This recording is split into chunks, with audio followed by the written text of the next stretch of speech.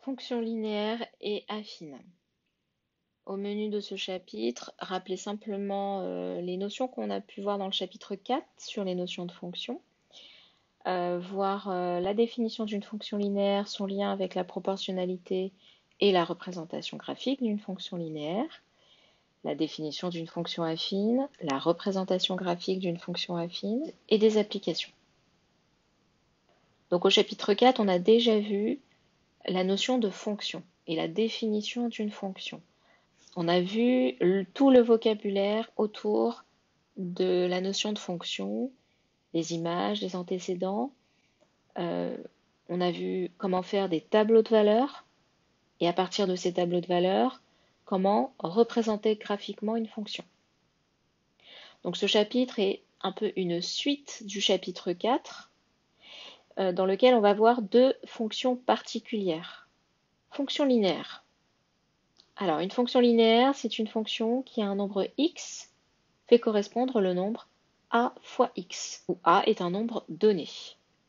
On va la noter de la même manière qu'on l'a vu dans le chapitre 4. Donc, une fonction f de points qui a x associe à x. Ou, on a également cette façon de noter f de x égale ax. Attention à ne pas mixer les deux notations. Donc, on choisit l'une ou l'autre. Une fonction linéaire, f, qui a x fait correspondre a fois x, modélise une situation de proportionnalité de coefficient a. Donc, un tableau de valeur d'une fonction linéaire, c'est un tableau de proportionnalité. Donc, si on prend un exemple, on va prendre la fonction f qui à x fait correspondre son triple. Donc, on a bien un tableau de valeurs ici. En première ligne, on a des valeurs de x. Et en deuxième ligne, on a les images par la fonction f de ces valeurs de x. Et on voit que pour passer de la première ligne à la deuxième ligne, on multiplie par le coefficient 3. Donc l'image de moins 2 par la fonction f, c'est moins 6, puisque moins 2 fois 3, ça nous donne moins 6.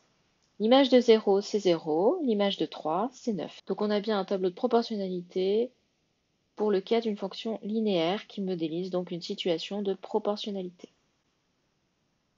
La représentation graphique d'une fonction linéaire est une droite qui passe par l'origine du repère. C'est ce qui caractérise aussi une situation de proportionnalité. Elle passe également par le point de coordonnées 1, A. En effet, si on prend f de x égale ax, puisqu'on a affaire à une fonction linéaire, donc qui a la forme f de x égale ax, si on calcule l'image de 1, l'image de 1 par cette fonction, f de 1, cela nous donne a fois 1, donc a. Donc l'image de 1 par une fonction f de la forme ax sera toujours égale à a. C'est pour ça que la représentation graphique d'une fonction linéaire, c'est une droite qui passe par l'origine du repère, puisque l'image de 0 c'est 0, 0 fois a ça fait 0, et par le point de coordonnées 1A. Donc ça passe toujours par ces deux points particuliers dans le repère. Donc on va prendre un exemple, on va prendre la fonction, toujours la même fonction f, qui à x associe son triple. Donc on sait que c'est une droite, la représentation graphique de cette fonction, puisque c'est une fonction linéaire.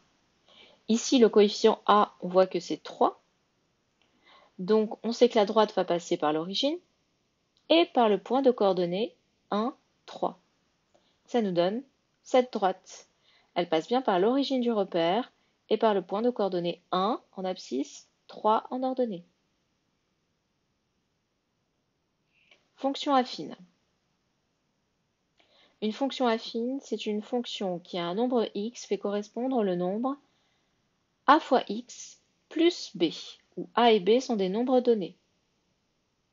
Bien sûr, je ne l'ai pas dit tout à l'heure, mais a et b, du coup, sont des nombres donnés qui peuvent être positifs, négatifs, en écriture fractionnaire, en écriture décimale, donc voilà. Mais en tout cas, elle aura la forme a fois x plus b. On va le voir. La notation, toujours la même, f, deux points, qui a x associe ou fait correspondre à x plus b. Ou alors cette notation f de x égale ax plus b. Alors, on a des cas particuliers pour la fonction affine. Si b égale 0, regardez, là on part de la formule qui est ici ax plus b.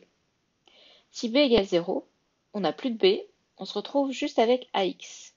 Et ça, c'est une fonction linéaire, on l'a vu juste avant. Donc lorsque b égale 0, alors f est une fonction linéaire. Ça veut dire que la fonction linéaire, c'est une fonction affine particulière. La fonction linéaire, c'est le cas de b égale 0 dans une fonction affine. Ok? Donc, si on part maintenant, si on considère que a égale 0. Si a égale 0, a fois 0 ici, ça fait 0, on n'a plus rien. Du coup, on se retrouve que avec le b. Donc, si a égale 0, alors f de x égale b. Et du coup, f est une fonction constante. On aura toujours le même nombre, quel que soit x. Donc, ça sera représenté par une droite horizontale. On le verra dans les exercices. Alors, en parlant de représentation graphique, la représentation graphique d'une fonction affine, c'est une droite.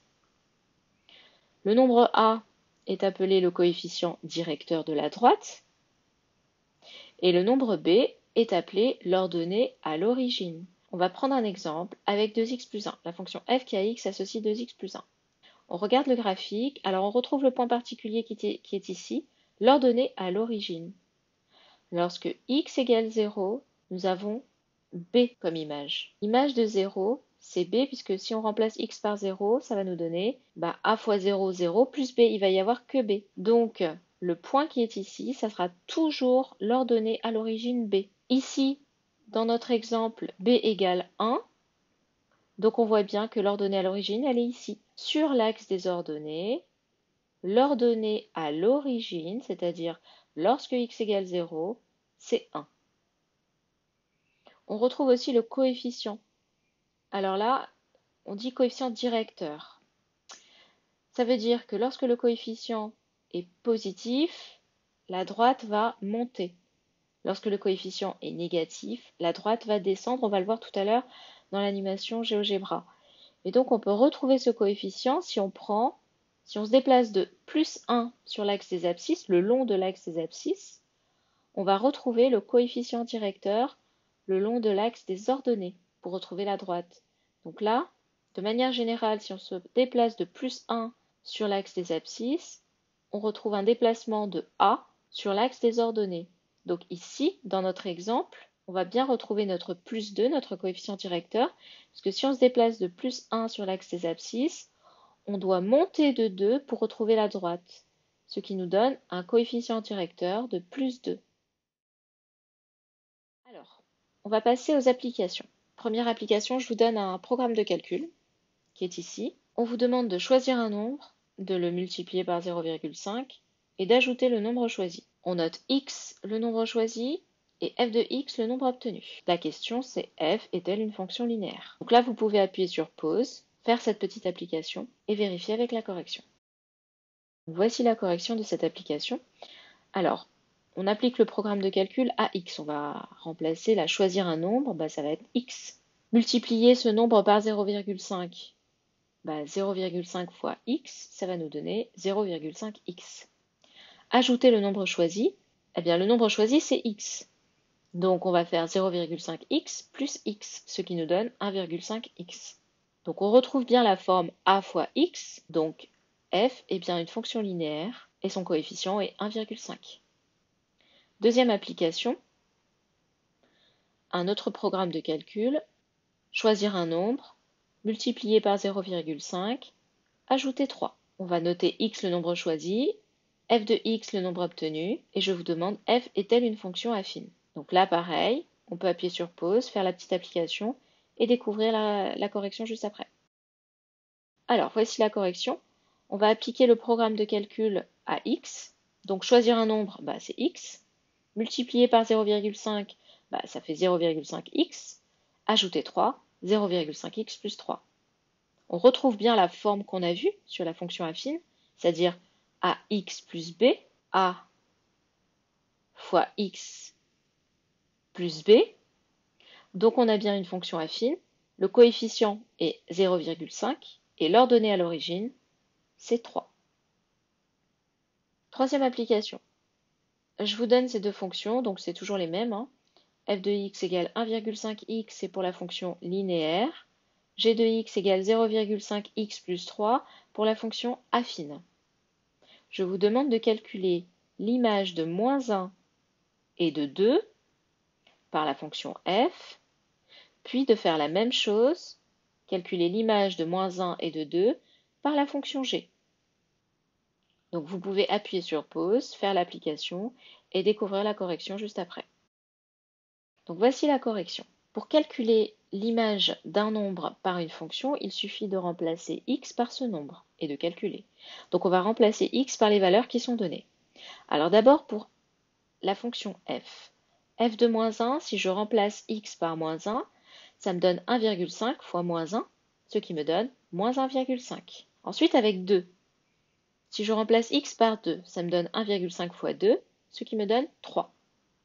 Donc f de 2 égale 3. On passe maintenant à la fonction g. Si je remplace x par moins 1, je vais avoir 0,5 fois moins 1 plus 3. Vous le voyez là. Là, j'avais une fonction affine 0,5x plus 3. Je remplace x par moins 1. Bah, du coup, ça va me donner 0,5 fois moins 1 plus 3. Je fais mes calculs. 0,5 fois moins 1, ça fait moins 0,5. Plus 3, ça me donne 2,5. Donc g de moins 1 égale 2,5. Et enfin, l'image de 2 par la fonction g, bah pareil, on va remplacer x par 2, donc 0,5 fois 2 plus 3, ce qui donne 4.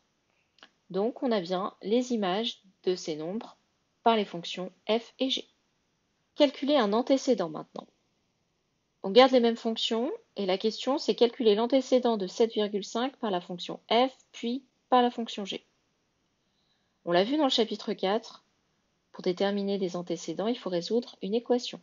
Donc là, vous pouvez mettre pause, essayer de répondre à cette question et découvrir la correction juste après. Alors voici la correction de cette application. Donc, on cherche l'antécédent de 7,5. Ça veut dire que 7,5, c'est l'image par la fonction f d'un nombre qu'on ne connaît pas. Donc on va résoudre l'équation f de x égale 7,5. Et donc on cherche le nombre x. Ce qui nous donne comme équation 1,5x égale 7,5. Si je divise par 1,5 les deux membres de cette égalité, je vais obtenir x égale 5. Donc l'antécédent de 7,5 par la fonction f est bien 5. D'ailleurs, je peux vérifier et multiplier 1,5 par 5, je vais bien obtenir 7,5. Pour la fonction g, c'est la même chose. On va chercher à résoudre l'équation g de x égale 7,5 et donc à trouver le nombre x tel que g de x égale 7,5. Ça nous donne l'équation suivante. 0,5x plus 3 égale 7,5. Donc on va résoudre cette équation. On peut ajouter moins 3 aux deux membres de l'égalité, ce qui nous donne 0,5x égale 4,5. Puis on peut multiplier par 2 les deux membres de l'égalité pour avoir x, ce qui nous donne x égale 9. Et l'antécédent de 7,5 par g est bien 9. On peut là aussi vérifier en calculant l'image de 9 par la fonction g. Donc si je fais 0,5 fois 9, ça me donne bien 4,5, plus 3, 7,5. Représenter graphiquement une fonction linéaire. On donne la fonction, c'est toujours la même fonction, f de x égale 1,5x. Et je vous demande de représenter graphiquement cette fonction. Pareil, vous pouvez appuyer sur pause, essayer de le faire avant de découvrir la correction. Voici la correction de cette application. Donc on sait que la représentation graphique d'une fonction linéaire, f qui a x associé à x, c'est une droite. Pour tracer une droite, on a besoin de 2 points. On sait que la représentation graphique d'une fonction linéaire passe par l'origine du repère. On a déjà un point. Il nous faut un deuxième point. On sait aussi qu'elle passe par le point de coordonnées 1a. On l'a vu, l'image de 1, c'est toujours a, par une fonction linéaire de la forme ax. Donc on a nos 2 points. Donc ici, dans notre exemple, on va pouvoir en déduire que la droite qui représente f va passer par l'origine du repère et par le point M qui a pour coordonnées 1, 1,5. 1 en abscisse, 1,5 en ordonnée. Donc si je prends le graphique, je vais avoir 2 points, donc l'origine du repère qui est ici, et le point de coordonnées 1, 1,5. J'ai mes 2 points, je peux tracer ma droite. on n'est pas obligé de prendre le point de coordonnée 1A. Parfois, la fonction linéaire qu'on vous donne, son coefficient n'est pas très facile à placer sur un graphique. Donc on peut très bien calculer l'image d'un autre nombre que 1 par la fonction f. Par exemple, ici, on aurait pu prendre l'image de 2 par cette fonction f. L'image de 2, si je remplace x par 2, ça me fait 1,5 fois 2, donc ça me fait 3. Donc je sais que la représentation graphique de cette fonction va aussi passer par le point de coordonnée 2, 3. Donc j'aurais pu, à la place du point M, prendre le point N, qui a pour coordonnées 2 en abscisse, 3 en ordonnée. Et donc avec l'origine du repère et le point N, j'aurais également tracé la même droite.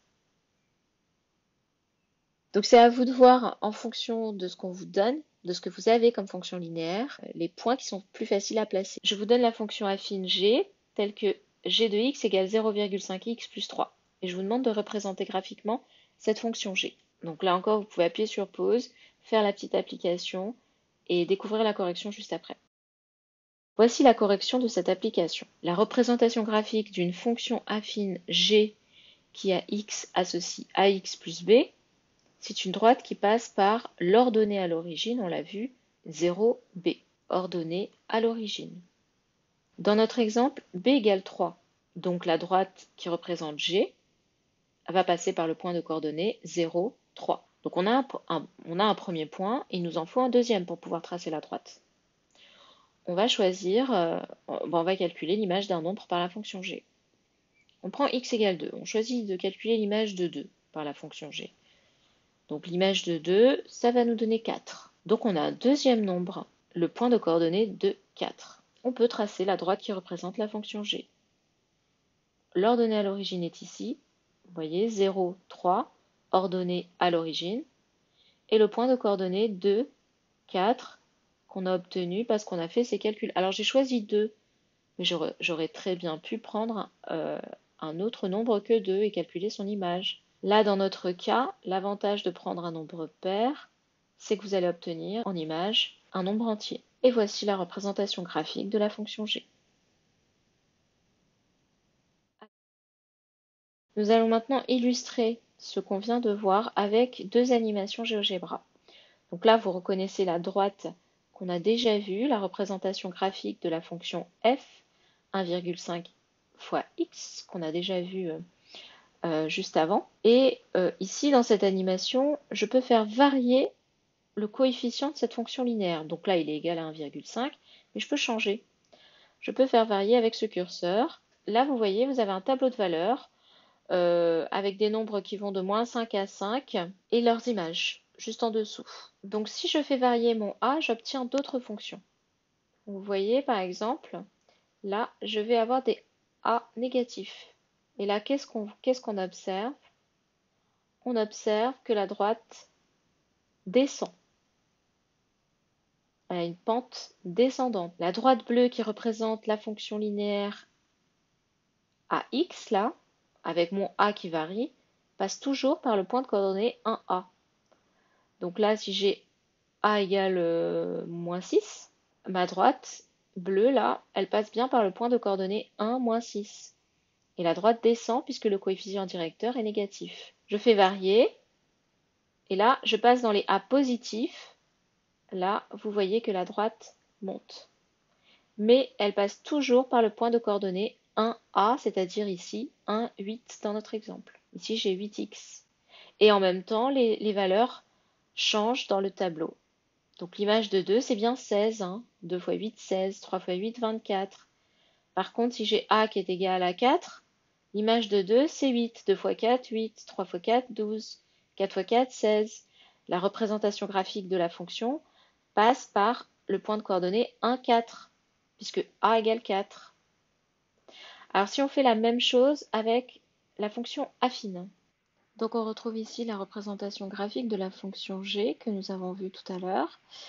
Nous avons bien g, qui est la fonction qui a x associe 0,5x plus 3, donc avec un coefficient directeur qui est égal à 0,5, et l'ordonnée à l'origine qui est égal à 3. Nous avons la représentation graphique de cette fonction, ici, et nous avons le point que nous avons choisi tout à l'heure. Nous avions choisi Alors, de tracer la droite en se servant de 2 points, l'ordonnée à l'origine, de coordonnées 0, 3, et puis on avait calculé l'image de 2 par la fonction g. On avait trouvé 4, ce qui nous faisait un deuxième point, ce qui nous permettait de tracer la droite. Donc là, on peut observer la représentation graphique de cette fonction, mais on va changer les valeurs du coefficient directeur et les valeurs de l'ordonnée à l'origine pour voir ce que ça donne. Donc vous avez aussi toujours ici le tableau des valeurs qui correspondent à la fonction g. Donc si je fais bouger le curseur, je passe sur les A négatives, comme tout à l'heure, on observe que la droite descend.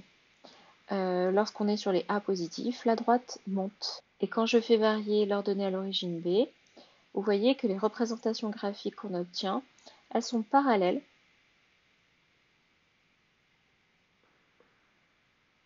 Et simplement, ce qui va changer, c'est l'ordonnée à l'origine. Après le cours, il faut faire des exercices. Donc, je vous donne rendez-vous sur le parcours ELEA où vous avez des activités qui vous attendent pour bien comprendre et bien consolider tout ça.